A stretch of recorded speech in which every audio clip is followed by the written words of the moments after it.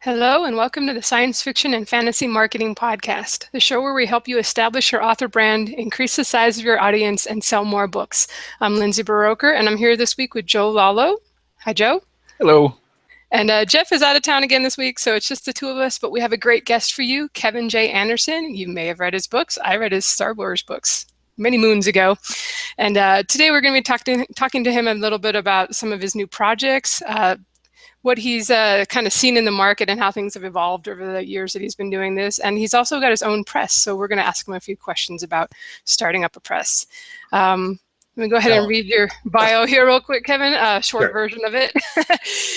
Science fiction author, Kevin has written numerous best-selling and critically acclaimed novels in the Dune universe with Brian Herbert, as well as Star Wars and X-Files novels. With his original work, he is best known for his Saga of Seven Suns series, the Terra Incognita trilogy, the Dan Chamble Zombie PI series, and Clockwork Angels, the novel with Neil Peart. Peart.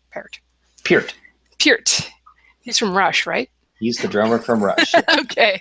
In 2011, he helped found Wordfire Press to reissue some of his out-of-print books and eventually started doing the same for other authors with out-of-print books. So we're going to, like I said, ask him what he's up to today and how the industry has been changing.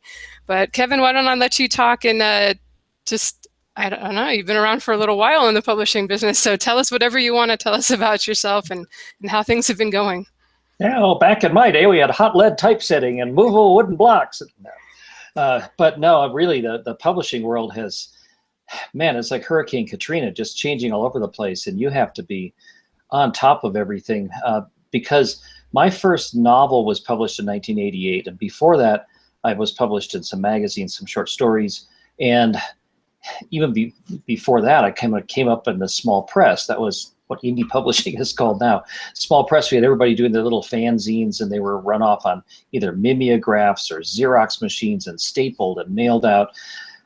I think we're a little bit more efficient now, but kind of the golden age was like in the 80s and 90s when I was really starting to become successful, because you could write a book and send it out there and the publishers would promote it, and then they give you a contract for another book and you could sit home and write. And that was a lot of fun, but I still do that. Problem is that you also have to do all the promotion and interviews and not just like the normal stuff, but all kinds of these things that are cropping up with indie authors and indie publishers. They're, I mean, this isn't even new stuff like BookBub and BookFunnel and speaking jargon, but if your audience is probably familiar with some of these things, and it's like a new one comes up every month or every couple of weeks. And I'm just like this afternoon, I was uploading some of our books up to something called Bundle Rabbit, which is like a library that people can build bundles from. And, you know, we can talk for hours and hours and hours about how exhausting it all is and the new stuff that's coming out. But in a certain way, there's a lot of freedom because, yes, I was a successful author in the 90s and people were throwing contracts and stuff at me. But if you weren't a successful author, you didn't really have any place to go. You would mail your book off to Del Rey Books or to Bantam Books and wait a year for them to respond, and then you'd send it off to another publisher. And if that didn't work, then you were just kind of stuck. And now there are so many different alternatives. It's exciting, but it's exhausting. And I guess I'd rather have it be exciting than to not have any options at all. Yeah, it sounds like you're really staying up with the times too. I mean, you actually started really young. I was reading your, Wikipedia thing about how you were publishing short stories in high school. Yeah. So people might think you're like 100, but that is definitely not the case. I am 55. I'm not that. But see, there's the, and I'll actually give it a plug. Joanna Penn is this great independent author. She has a wonderful podcast called The Creative Pen, and it's all about indie marketing and authors and publishers. And I was just talking to another one of my author friends this afternoon, and I said, that's such an exciting podcast, and it's really depressing because every week I listen to it and I keep thinking of all the stuff that I don't have time to do. But if you're into this, most authors who are going to write a book are pretty focused on it and obsessive about it.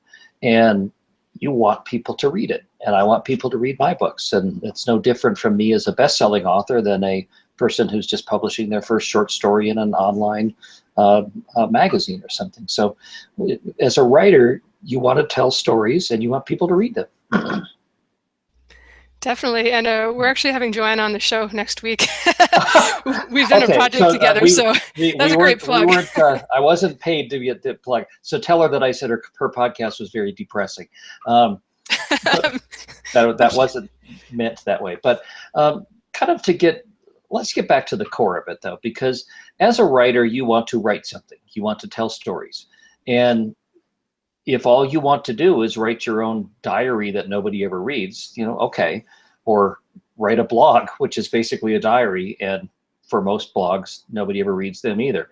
So it's effectively like doing a diary. But I wanted to write stories, so I was telling stories, and I would send them around to magazines and anthologies and try to get something published.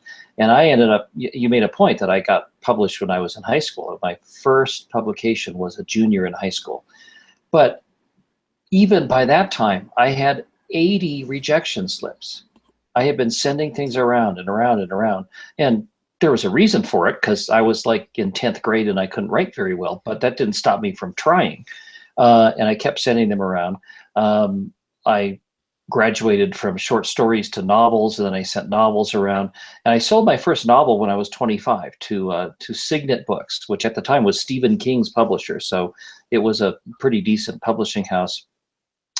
And my first paperback came out, and then that turned into another 3-book contract. And then after that, I got another 3-book contract. And then my editor at Bantam Books called me up and said, "Kevin, do you like Star Wars? Do you want to write 3 sequels to it?" And I went, "Well, I love Star Wars." And that kind of took off. I ended up doing 54 projects for Lucasfilm. Then the people at the X-Files read my Star Wars books, and they said, "Can you write X-Files books for us?" And I kept writing my own books. And then I got in touch with Brian Herbert, and we started doing a bunch of the Dune novels, and I got into writing comic scripts. And I mean, it was always this manic schedule of writing and writing and writing, because I had to get the stories out of my head. But at the time, and that's why I called it the golden age, that is what I could do, is I could just write all the time and get paid for it and make enough money to make a living. I'm writing all the time now, but I'm also spending all the time publishing and promoting and trying to learn things like, again, this might be jargon with my press, Wordfire Press. We were having our print books published by CreateSpace, which is Amazon's arm that does print-on-demand books. And we've now just graduated to Ingram Spark, which is Ingram's version of the print. So we have to divide up the distribution, because Ingram will get them into more bookstore catalogs. And then there's another one called Baker and Taylor, which will get you into libraries. And all of this is like having to learn an entirely new profession on top of being a halfway decent writer. And I also teach a bunch of writing workshops. So just teaching them is this huge time commitment that I have to do. And that these are seminars, the Superstars Writing Seminar that I run every year with my wife and a bunch of other little known authors like Brandon Sanderson and Jim Butcher and Sherilyn Kenyon and all those. We all teach it together. And I just now starting an online program so I can finally get my MFA. I never got an MFA because I graduated from college with a physics and astronomy degree, and I got a job as a technical writer. Then I started selling novels, and I became a successful novelist. So why would I need an MFA? Well, I just discovered why I need an MFA, because I was applying and just looking around to see if I could maybe teach some creative writing classes at local colleges or something. And I found out that even though I've had 140 books published, I've got 56 bestsellers, I have 23 million copies in print in 30 languages, but I'm not qualified to teach creative writing because I don't have an MFA. So now I'm spending a year program also getting an MFA. And I do kind of like to go hiking and stuff too, and have a little bit of my own free time. So you sound just a little busy over there, like not well, thinking of retiring anytime soon. Well, and that's why I said Joanna's podcast is depressing, because I listen to it and go, oh, now I got to do that. Oh, I have to do that too. Oh, I haven't done that. Oh, I got to do that. So it's nobody ever said that this was the the sedate job where you sit around and type a few paragraphs a day and somebody pays you millions of dollars to sit in your cabin somewhere. But I'm assuming that your listeners are on the same page too, because if they were just sitting around not doing anything, they wouldn't even be interested in your topic. So, right. They may be hiking right now while they listen to your interview. Yeah. Well, that's perfectly fine too. That's where I do my podcast listening. Pick a good trail. But you mentioned before we started recording that you've been doing this epic fantasy novel kind of day by day out to your mailing list. Is that kind of been a marketing thing, a way to, pre-sell the book, or could you tell us a little bit about that?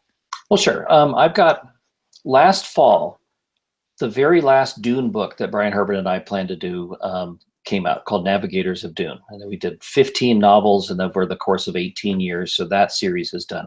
And my Saga of Seven Suns, huge, like Game of Thrones with planets, space opera, that also was 15 years of my time, and that just finished up.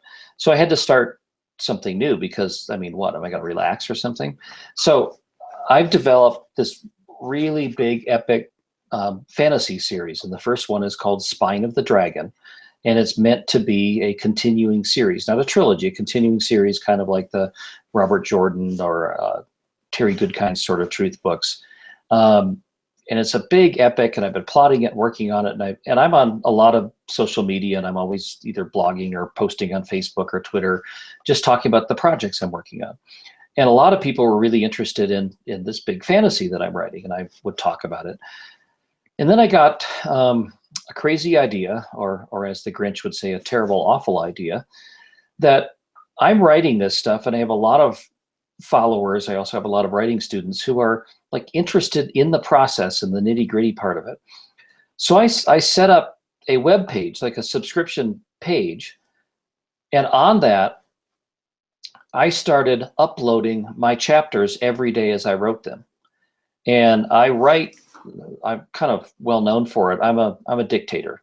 I'm a big bad dictator, and I spend all my time going around on trails, and I have this little Olympus digital recorder, and I just dictate my chapters. That's how I write. That's how I've been writing for 20 some years.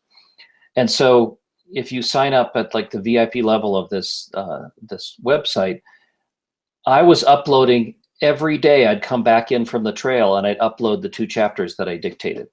So they got to hear me off the top of my head writing this, dictating it. And it's, in a way, it's sort of like me reading them a bedtime story, except for I forgot that part, add this thing and change that character's name. So if you're interested, you get to listen to the audio version of it. And then every time the audios would come back from the typist, I would give them a quick read. And then I put up the draft chapter in text form. And I'm all done writing the novel now. I've dictated the whole thing. The first drafts have all come back. It's 93 chapters, 208,000 words that I wrote in 6 weeks. And everything went up on the website, the first drafts. And after I got all the chapters up, then I uploaded my full, I do 2 versions of an outline. One's like a skeleton, like 1 line for each chapter to really give a framework of it. And then there's a really detailed outline, about 2 or 3 paragraphs of each chapter. And I uploaded both of those outlines, so you can look at the skeleton, you can look at the outline, you can hear my raw audio files, you can look at the first draft chapters, and then you can, and I'm right now uploading the second draft, which is much more polished and pieced together and cleaner. So I have to say the URL. It's wordfire.com. That's WORDFIRE.com. And there's a little thing at the top saying, witness the birth of a novel, and you can click on that.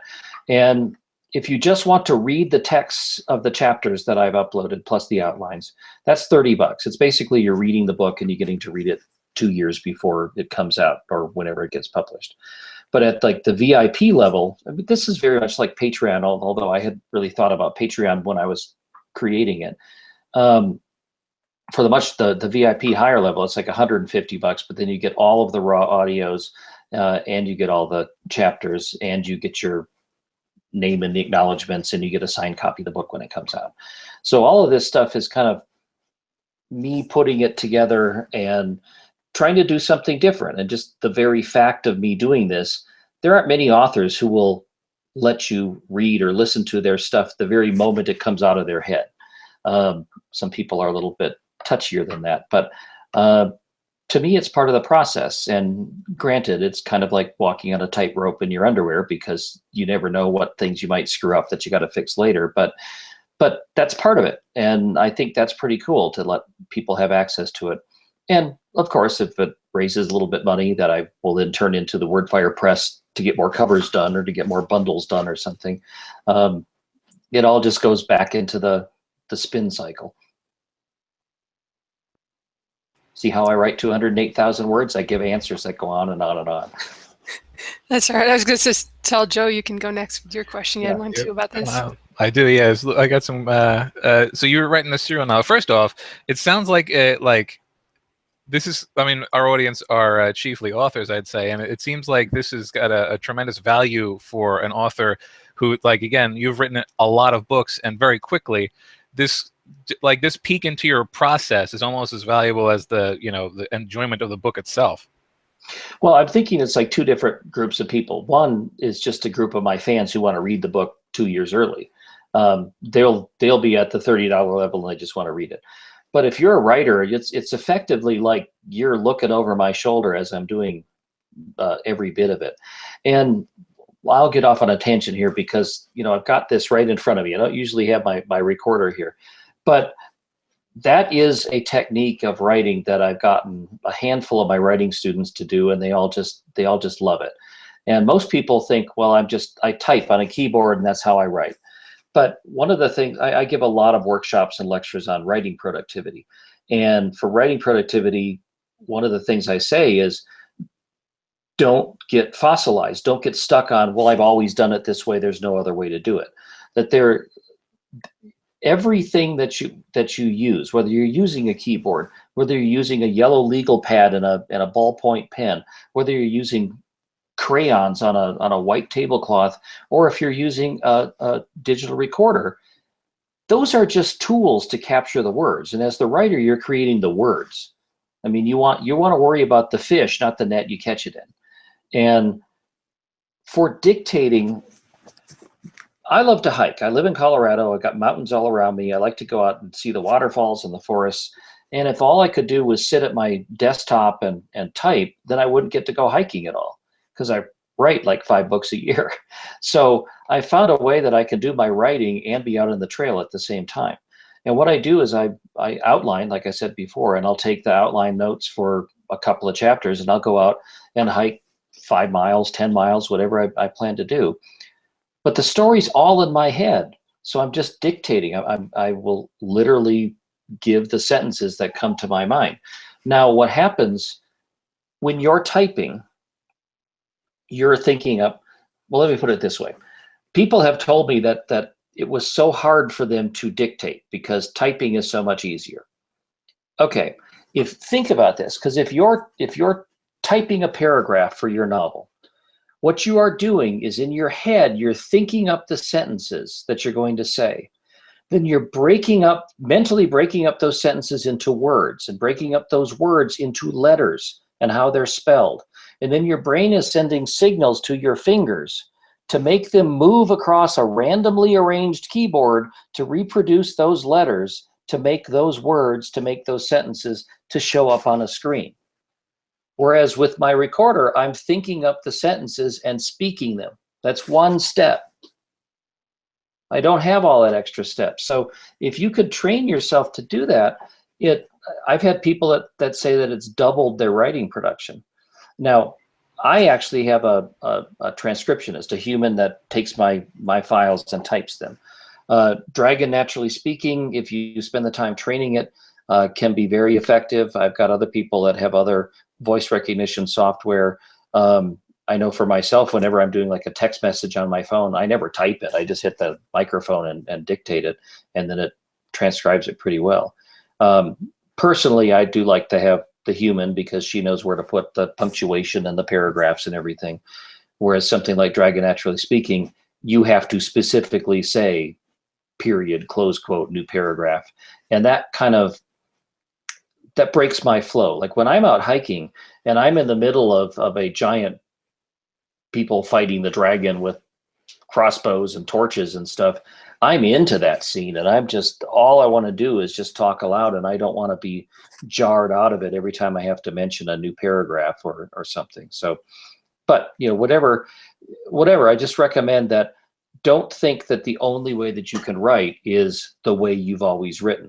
Harlan Ellison used to only write with a typewriter because that's the only way he could do it. He didn't want to touch a computer, and as far as I know, he still hasn't. Okay, I'm glad it works for you, but what would happen if you used a keyboard and you tripled your output? We'd have a whole lot more Harlan Ellison stuff to read. Yeah, it's true. And we talk about having a human person to transcribe. That was one of the things that stopped me from doing dictation in the beginning. I literally got to having to say the word quotation mark, and I was like, well, this isn't going to work, and I just moved on.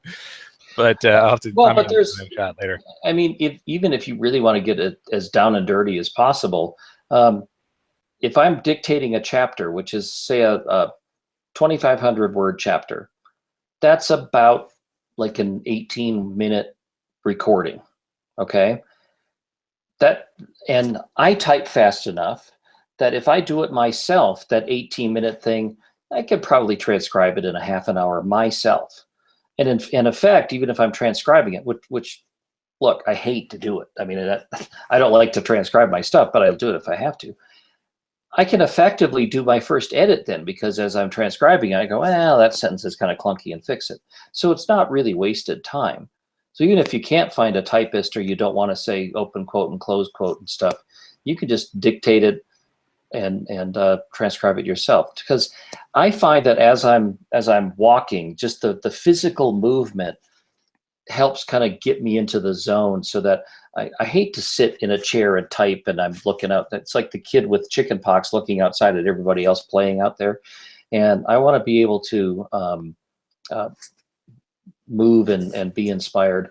And one thing I recommend to try, most phones have a recording app or something on it, so you don't have to go out and buy a special digital recorder. Just go out and start brainstorming. And I find it's really helpful when I'm doing a big novel. I like to do character bios, so who is this guy, and where did he go to school, and what pets did he have, and what did the bullies do to him when he was in school, and how did he get revenge when he got his father's chainsaw, and little things like that. You just nobody has to publish this. It doesn't have to be perfect, but it's a great way to just think of stuff and have them preserved, so that you don't have to waste the effort or the distraction of just writing things down. All right, Lindsay, your turn. Well, I was curious because it sounds like you're doing a lot more for marketing these days. Is that because you have your own press, or do you feel like authors in general are just having to take on a lot more of that themselves? Oh, authors in general have to do it themselves. Particularly if you're an indie author, then nobody does it for you. You have to do it yourself. But even if you're published by a major publisher, in fact, it is really, I think this is a dirty secret, but it's really what happens is when they look at your manuscript and decide whether they're going to choose to publish it or not, it's kind of like going on a blind date. They're going to check you out online. They're going to find out how many followers you have on Facebook, how many followers you have on Twitter. Do you have a blog? Are you a crazy person online that offends everybody? Your social media presence is actually a factor in a publisher's decision on whether to publish your book. But even once the book comes out, your book is one of several books that they're bringing out that month, and you get the publicity department's attention for a few weeks total, unless of course you become this giant runaway bestseller. But for the most part, you get kind of one shot. But in today's marketplace, for Wordfire Press, we've got books that are just continue to sell. They might sell at a low level, but they continue to sell and sell and sell and sell and sell for, we've had some up for 5 or 6 years, and they're still earning royalties. Well, if I can get an extra push on that, if I can put it into a story bundle or a humble bundle, if I can put it into a box set with some other books of the similar genre, there's all kinds of ways to keep that ball rolling. And you have to do that as an indie author, or even as a traditionally published author, because nobody else does it for you. If newer authors approach you today, would you recommend that they start out indie publishing, or do you think people should still, go for it and try to get a traditional deal first if they can? There's no answer to that, and it really has to depend on who you are. I mean, let's cut to the chase. If you've written your novel manuscript, it's 100,000 words, and you're done with it. How do you get it published? And you want to go and get traditionally published. You probably don't have an agent if you're a new author, or if you are a new author and you do have an agent, it's probably not an agent that anybody's ever heard of. You have your manuscript, and then you have your list of publishers. It's not a very big list anymore, unfortunately. When I was starting out, I think there were 13 major publishers. Now it's down to like 4, and then some mid-sized ones. But you got your manuscript finished, so then you mail it off to Ace Books, because you like Ace Books. And it may take you a year before you get an answer. And they'll probably say no, because they say no to most of them. And then you take your manuscript back after a year, and you're now been done with it for a year. So then you mail it off to Del Rey Books, because you like Del Rey Books. And there it sits again. Maybe they'll turn it around in 9 months, and then it comes back rejected. Because your odds are a fraction of a percent of getting accepted. I'm not knocking Ace or Del Rey or anything. That's just the way it goes. And then you send it off to Tor Books. Another year later, it comes back. So you've now spent 3 years to get 3 rejections, and most authors write faster than that. So by now you've got up to book 6 in your series that you haven't sold book 1, in which case you might have been wasting your time, because if you can't sell book 1, then you've spent all this time writing the rest of them in series. But if you do it yourself, you can get your book produced and out in, if you want to be breakneck about it, you can be out in weeks or a month or so, and then you can start selling it. Now, the problem is the people who say they don't want to waste the time going and jumping through all the hoops with traditional publishers oftentimes don't want to waste the time of getting it edited or proofed or anything else. So they, their mom liked it, so they publish it. And a lot of books that really aren't ready for prime time go out and they're for sale. And, that's, you can't make a first impression another time. Well, you can, because indie publishing, then you just take that version down and put up the cleaned up version when you're done. So it's really changing a lot of things. Indie publishing really gives you a lot of advantages, but you have to know what you're getting into, because you are not just being a writer, like I was talking earlier. You are being the writer, you're being the publicity person, you are being the publisher, because you have to know how to do all the publishing stuff. Like I was talking earlier about CreateSpace or Ingram Spark, or getting your books distributed. At Wordfire Press, we have a lot of people who are like, why can't I find my books in Barnes & Noble? And I can explain for an hour about, how hard that is, and it really just, that would bankrupt us to get books into Barnes & Noble, because then half of them would be returned and we'd have to pay for that. So there's so much that you have to learn. Oh, and accounting, because if you're publishing your own book, of course, it's not that big of a deal, because you just keep whatever money comes in. But at Wordfire Press, we've got 94 authors. So we have to keep track of which book earns which money from which source, and make sure that the author gets his own specific or her own percentage, which is this ginormous accounting problem every time that we do royalties. And we do royalties only every 6 months. And the authors go, but you could pay royalties every month. They go, no, because it takes 5 months to do the royalty statements. 5 weeks to do the royalty statements. So it's a huge task that you're tackling if you decide to be an indie author and to go whole hog. Yeah, I just recently the book that I just put out is a collaboration with someone else. It's the first time I have to do accounting, and it's also the first time I went Amazon exclusive, so that there would be less accounting to do. Yeah. So I completely understand. And see, that's the problem. A lot of people, they do very well with the Kindle Unlimited or Kindle Select, because they get lots of features and they work on it. But I'm a publisher. I can't just say, sorry, Barnes & Noble, sorry, Kobo, sorry, iBooks, I'm just not going to provide my books to you.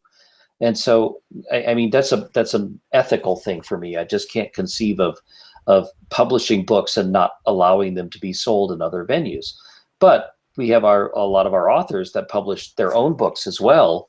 And I mean, there may be a case that you could make a lot more money by doing the Kindle Select thing. Yeah, generally speaking, I prefer to be wide as well. I've got a question about, you've written a lot of established universes, and it sounds like you sort of earned the right to do so. I had previously heard that big publishers would sometimes give like an established universe, like you write the next Star Trek novel because, well, people are going to buy it. It's a Star Trek novel, so there was less of a gamble for a new writer. But if he did a good job, then the next book from that guy, even if it's an original, is less of a gamble. Like, what is your experience with writing in a pre-existing series, and like how it weighs on that scale? Well, first off, I'd like to say that you've kind of got it backwards, that there are people, a whole bunch of new authors lined up begging to write Star Wars and Star Trek novels, and they only hand them out as a reward to the authors that are like more established. Because like me, I had 7 books published before my first Star Wars book. And basically, once I got a Star Wars book published, I had a brand new first name. My new first name was New York Times bestselling author. And so that's a big deal to have on your career, to be able to write for Star Wars, write for Star Trek, write for the X-Files. But you have to be the right kind of writer. There are plenty of writers that just don't want to be in somebody else's universe. They don't want to be told that their character has to act this way, or you can't kill off Luke Skywalker, or you can't make Captain Kirk a closet gay character who then discovers himself. I mean, you can't do that in an established universe. You can do that in your own universe. But me, I grew up as a fanboy. I mean, I would play Star Trek on the playground with other friends. We would pretend to be Kirk, Spock, and McCoy and have our own planetary adventures. And you know, I built the Space 1999 models and dangled them from my ceiling by fish wire and stuff. So I'm the right kind of person to do that. And it's also writing in established universes. People always ask me that about novels, but the thing is, if you get picked to write the Batman comic for DC Comics, they don't go, so how do you like to write comics in established universes? That's a big deal to get to write Batman for DC Comics. And if you're doing TV writing, script writing, and you write a script for Star Trek: The Next Generation, they don't say, well, what's it like to write for an established TV show? I mean, you always write for an established TV shows. I mean, that's how it works. And so it's the similar thing in novels. Now, I'm going to let you ask your next question, but I'm going to lean over because I forgot to turn the light on in my office when we started, and it started to get dark. So I'm going to open up my shade blinds over here while you distract the audience for a second. All right. Well, while that's happening, you've collaborated quite a bit, and there you go. You're just supposed to take some clothes off, Joe, while he's. Oh yeah. Well, you said distract the audience. Yeah, there we go. There we go. I could hold Look at how much noise. light we have. Look how much more light we have. Okay. Excellent. You have collaborated quite a bit too. Like, is that by design, or is it similar to the audiences where the established universes, where it was like, well, you clearly have the chops, and we think you could do some good work with this person? No, all the collaborations were pretty much a mutual choice between me and a friend of mine. Or some writers like to just, everything's private, nobody gets to read their stuff, and then nobody looks at it until it's finished and published, and they don't even talk about what they're working on. It's a big secret because they think that if they talk about it, they're going to dilute their creativity, and that's how they work, and that's fine. I was always the type of person that got energized by brainstorming with people. Like I'd be another writer and I'd say, I have this idea for a story and I'm not sure, it's about a planet that's been struck by an asteroid 500 years ago. And if the colonists are trying to colonize that, just imagine there's got to be earthquakes and volcanoes, and half of the original species are extinct, and there'll be storms, and what kind of people would go to a place like that? And we just exchange ideas. And that one, in fact, is a trilogy called Hellhole that Brian Herbert and I did. Here's an idea, and it's almost like a jazz performance. You riff back and forth and develop it. I try to pick collaborators that have a strength that I don't have. I've done a bunch of high-tech, like Michael Crichton, Tom Clancy type thrillers. with a good friend of mine who is Doug Beeson, and he's a PhD physicist and he's a retired colonel in the Air Force. So when we write stuff about the space program, about government intrigue and conspiracies and nuclear waste storage areas, he knows all of that inside stuff, and I can write, the plotting and the characters and things. We work together, and I lean on him for the stuff that I don't know, and he leans on me for the stuff he doesn't know. Brian Herbert was kind of obvious because he's the son of Frank Herbert for the Dune books, but Brian's got a different background than I do. I mean, my degree is in physics and astronomy, not an MFA, unfortunately. Degree in physics and astronomy, and I'm really good at plotting and action scenes. Brian's degree is in philosophy and comparative religions, and so between the two of us, we come up with the ingredients that someone might expect when they're reading a Dune book. My wife Rebecca Mesta and I did 14 Young Jedi Knights books for Star Wars, and then a bunch of other books together. Again, I do the action scenes, the fighting scenes, and she likes to do the character scenes. And we kind of joke that when the Young Jedi Knights stuff, I would write the chapter where the Young Jedi Knights attacked and killed the monster, and then she wrote the next chapter where they all sat around and felt bad about killing the monster. So you depend on what your strengths are, and obviously you have to get along, and it's a compromise, and you can't be precious with your words because somebody else is going to be rewriting them, and that's how you work on things together. And I'm not saying collaboration is for everybody. You're basically, each of you is doing 90% of the work, and then you have to split the money in 50-50. Speaking of the money, are you finding that I guess there's always these news stories coming out of traditional publishing, especially, that authors are making less these days and that it's harder. And I have seen that advances and payment for stories tends to have not moved a whole lot in the last 20, 30 years. But with indie publishing, it can be different for sure. What are you finding as far as are many authors able to make a living right now and make pretty good money? Well, authors are able to make a good living, and the ones that are making a good living are either the gigantic, big best-selling authors, the John Grishams and the huge level #1 bestsellers. And there are some really, really ambitious and really successful indie authors. But what you're saying is correct in that, when I hate to sound like an old fart, but when I was in the 90s, when I was doing my best, most prolific stuff and getting contracts all the time, there was a very viable and active mid-list, kind of like the middle class in America. It was the mid-list that you could get all kinds of work writing paperback adventures. There was a horror boom. You could sit around and knock out 80,000-word horror novels about, demon-possessed feral chickens that were attacking the town. And it was a quick, a picnic read or an airplane read, and people would read them and then throw them away. There was a market for that, and there was a way to make a living. We were talking about the media tie-in books. That entire field has really, really dwindled to a fraction of what it used to be. There used to be, every movie that came out, somebody wrote the paperback novelization for it. And now that's rarely done. And that was good work. I mean, you could spend 3 weeks writing the novelization of The League of Extraordinary Gentlemen, which I did. They give you the script, you write the book from it, you turn it in, you get a fairly decent payday, probably enough for, say, 3 months worth of expenses for taking 3 weeks worth of writing time. And that could pay the bills while you worked on your great American novel that would come out. But that market has gone away. There are very few media tie-in projects now, and almost no novelizations. The mid-list, you can't write a paperback throwaway horror novel anymore. They don't do that anymore. So it has really harmed the workaday writer who just wants to write a bunch of books and make a living at it.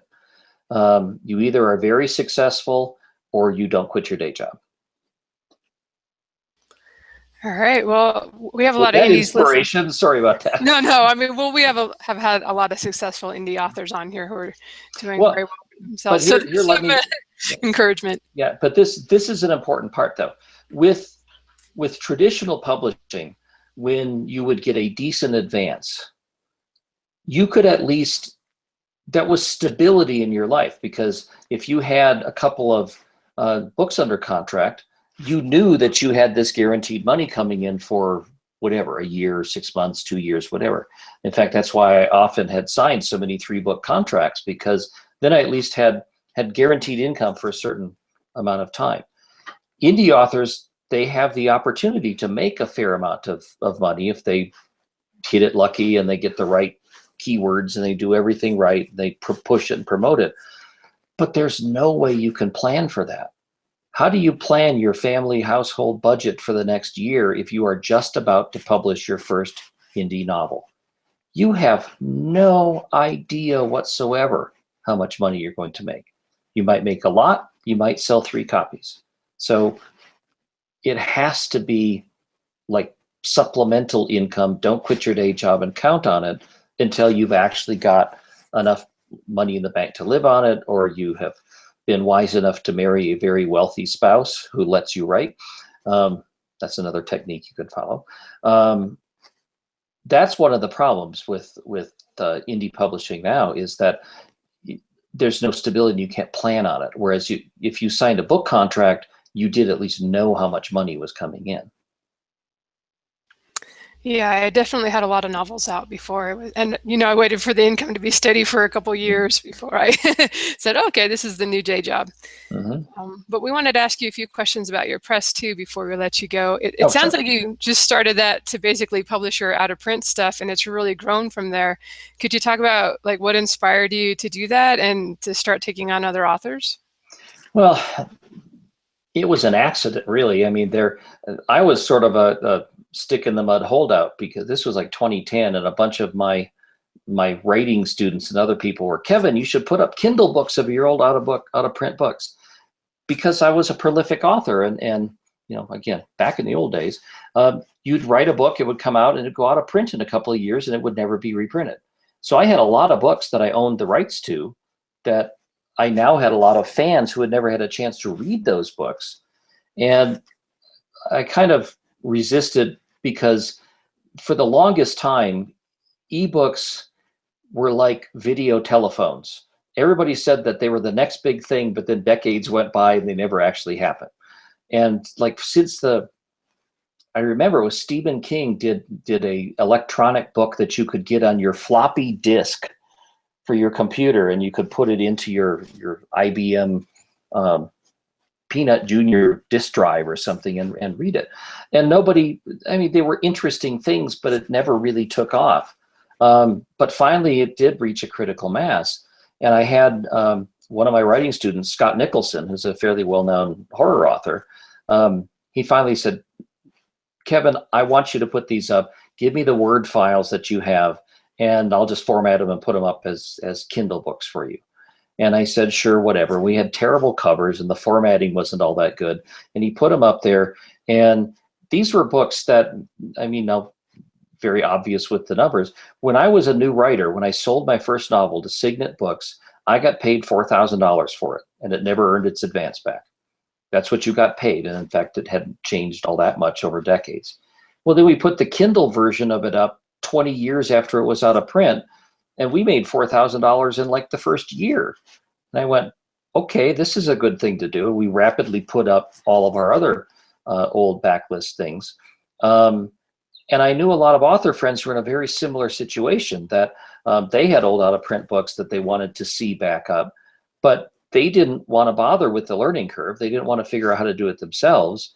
And so they gave them to me, and I went, okay, sure, I'll publish Frank Herbert's backlist, and sure, I'll publish Mike Resnick's books, and sure, I'll publish some Jody Lynn Nye, and it sort of snowballed, and then people started sending me original stuff, and Alan Dean Foster gave me a brand new book that he had written that had never been published before, and we published it, and I was just at a Phoenix Comic-Con with him as a guest author, and he said, do you want a couple more books? He really liked the way the first one turned out. And it has kind of snowballed. So I now I'm my wife and I are both the publishers of Wordfire Press, but we have production manager, and we have a couple of people that we pay to do the layout. We got some cover designers, and we got proofreading teams, and I'm not doing all of this stuff. I'm just kind of the guy talking to you on a podcast. All of those people are doing all the tremendous work. But it's kind of a huge thing. And so now I'm spending a lot of my time chasing those caffeinated cats, where, like I said at the beginning of the podcast, what I really wanted to have is just time to write. And here we have Newton the cat has come to join the podcast. It's a regular thing on this podcast for cats to visit. So it sounds like from prior answers, you you offer a lot of the things that a traditional publisher does. Did you sort of model Wordfire after a traditional publisher's model, or did you sort of evolve it from a self-publishing model? We evolved it from the self-publishing model, and when we obviously when we started taking on other authors, we had to have contracts and things, and so I have much experience in contracts and knowing which things screwed me and which ones didn't. And I'm still an author at heart. So I really wanted our contract to be very amenable, very author friendly. And so we developed a bunch of the terms that were terms that I wish that I had in my publishing contracts. And, I've never understood the Newton's back again. I've never understood how they'll take your book, but they want to keep copyright for it, and they want to keep it forever, whether or not they're still printing it. And in our stuff, it's like, we'll take it, we'll publish it, and we have it for 5 years. And after 5 years, if you want to stay with us, great. If not, then we'll shake hands and you take your book and go somewhere else. I don't like being trapped, and I don't want authors who don't want to be there. But to be upfront, we tell our authors before we even sign anything, when they come to us, we kind of have this almost an intervention to go, now, why do you want to be with us? Because, we are relying on our authors to do a great deal of the promotion. We rely on them to have their own social media, their own fan base, their own mailing lists, because we don't really have a marketing department. We do what we can, but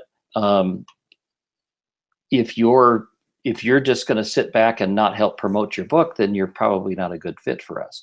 But we, first, of course, they were just Kindle versions, and then we went to something called Smashwords. I'm sure most people have heard of Smashwords, which is an aggregator. So you give them your file, and then they put it out on Kobo and iBooks and Nook and all kinds of other ones. But then we learned how to do the Kobo ones ourselves, and the iBooks ones ourselves, and the Nook ones ourselves. So we've kind of rapidly removed them from, we're still on Smashwords, but most of them are individually put on the markets, on the vendors. And then we started doing print books, because let's face it, everybody wants a copy that they can show their mom, because their mom's not going to read it on her iPhone. They want a copy to put on their shelf. And our print books are, I don't know, maybe like 15% of the money comes from print books. But it's important to have a print book. I think you want to have a print book of something. And we also do marketing that basically nobody else can do. We have a giant traveling bookstore that went around to 22 comic conventions last year, and we had the big table with Wordfire Press and our guest authors, and we were autographing the print books that were there. And we were in front of, I think, 1.5 million people in 2016. And I've now that was too much. I'm publishing, and I was a bookstore owner and traveling conventions and writing books. And so I've got somebody else, Rabid Fanboy Promotions, who are running the whole, we call it the Bard's Tower that goes around to conventions. But that's another way of promoting your books. I don't know. It's just sort of an all of the above strategy, and some of it works and some of it doesn't. And in fact, I hope Joanna listens to this and she gets depressed at all the stuff that she's not doing. But that's the life these days. I mean, if you want to be an author, you're a whole one-man band. You are traveling around, you're doing the promotion, and you're trying to write it. And, you know, it's exhausting in a certain sense, but it's also exhilarating. Do you find that you're actually able to sell quite a few paperbacks when you do the conventions like that? Because I think a lot of the indie authors, we just go with ebooks, and you know, maybe we sign some paperbacks for the diehard fans now and then, but we kind of feel it's hard to make any money and really move that many copies. Oh, see, now again, and there are a lot of authors who go to these shows just as indie authors, because you can get a table in Author's Alley and things.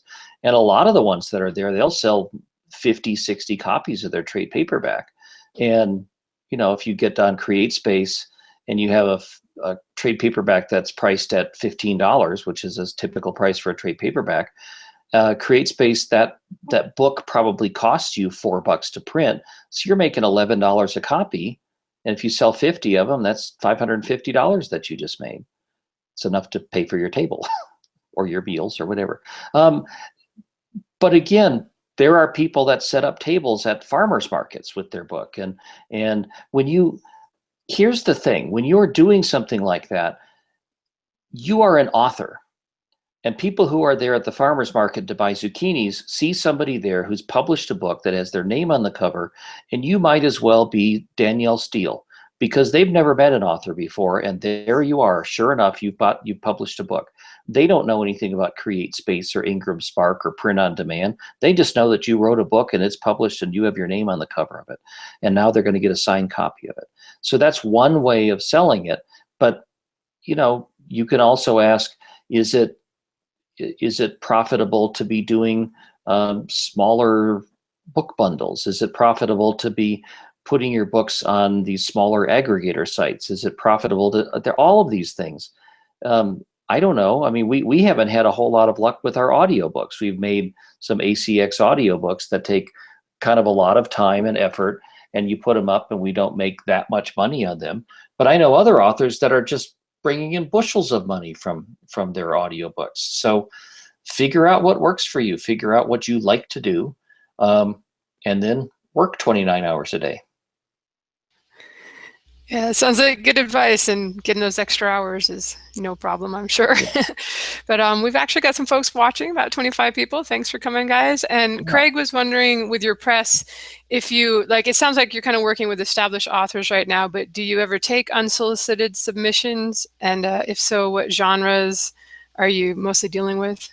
Well, we have been open, and we acquired a bunch. We have some fairly new authors, and the new authors, remember I told you before about checking people out on social media.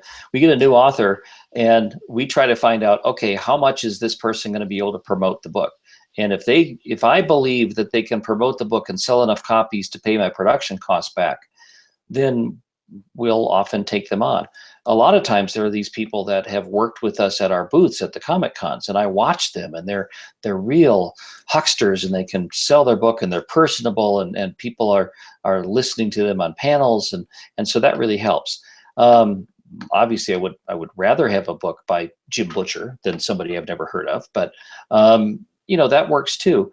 Our problem that we have right now is that we acquired so much stuff that they got a big backlog all the way through until like next January or February. So we've kind of had the closed until further notice sign up for a while.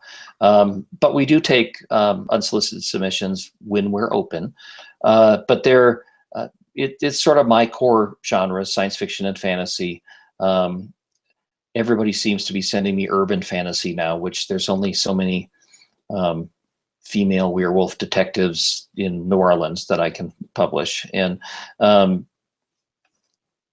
we haven't had much luck at all with the few romances we published. Other people say they can't put up enough romances as fast as they can. So, you know, for us, I think our best area is just the science fiction and fantasy. Now, I guess I have sort of like you said that this sort of started with out-of-print books, and I have sort of a short technical question about that. But you know, out-of-print seems like publishers have used various criteria and metrics to determine whether a book is out of print or not, like number of sales in a certain amount of time.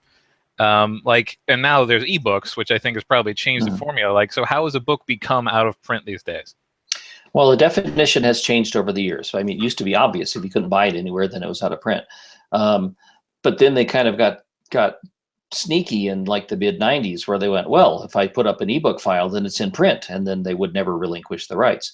And then agents got smart because they got burned enough times by that, and they've started the new thing, which I find extremely favorable now, is that they set a definition that if your book hasn't sold this many copies or earned this many dollars in like 3 consecutive royalty periods, then it is considered out of print. And that's fair. And it's also provable, because a lot of times before they would kind of tell you, well, no, it's in print, and they couldn't prove it. They just say, well, there's some copies in the warehouse if you want it. And then that sort of changed when you could look on Amazon and you could find out, well, can I buy it or not? And if you couldn't buy it on Amazon, it wasn't in print. Give me a break. If you can't buy it on Amazon, it's not in print. But the whole change now of, if you don't sell 50 copies per royalty period for 3 consecutive periods, well, I can photocopy my royalty statement and send it in and say it's out of print. Now, being out of print is one thing. Getting the rights reverted is another thing. And that's a problem that some of our authors ran into. They come to us with the book that they want us to reprint, and they would say that it's out of print, so you can publish it, but they never bothered to get the rights back. So they never actually, so I don't have the right to publish that because the original publisher still owns it, whether or not it's out of print. So I'm getting convoluted here, but that was the reason why you need to, when you find out that it's out of print, you have to write them and say, please declare this out of print, so that you have a piece of paper that proves it. That's all. All right, I guess it's up to me to kind of wrap things up here. Just, do you have any advice for any other authors? I feel like most authors kind of have this dream maybe of starting a press one day and taking on a few other authors. Is there anything maybe that you've learned along the way that you would give advice to people thinking about it? Well, there's that terrible old joke of, you know how to make $1 million in publishing? You start with $2 million. So yeah, I mean, I get a lot of pride out of being one of the publishers of Wordfire Press. I love working with the authors. I love when the book shows up and I see it. And because of like the shows and stuff that we do, there are often times that we'll publish a person's book and we'll have it there on display when she shows up to the con to help work. And that's the first time. So I get to look at their face when they see the book for the first time. And I also really like sending nice royalty checks. Oftentimes they're not as nice as they should be, but it's still some money. And, you know, it's an enjoyable thing to be doing as a publisher. Being an author is where my real heart and soul is, but at least I'm not like running a beauty salon or something for my day job. I'm doing the stuff that I love. I'm still writing several books a year. In fact, I've got this one called Spine of the Dragon, if you want to go and read it right now before it's published anywhere.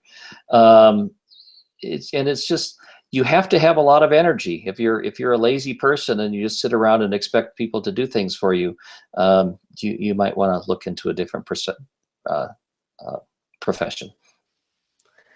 All right, cool. Well, I was just going to ask you to remind everybody, it's wordfirepress.com where they can find your well, wordfirepress.com is where our books are, and that's where you can see our authors and the different titles.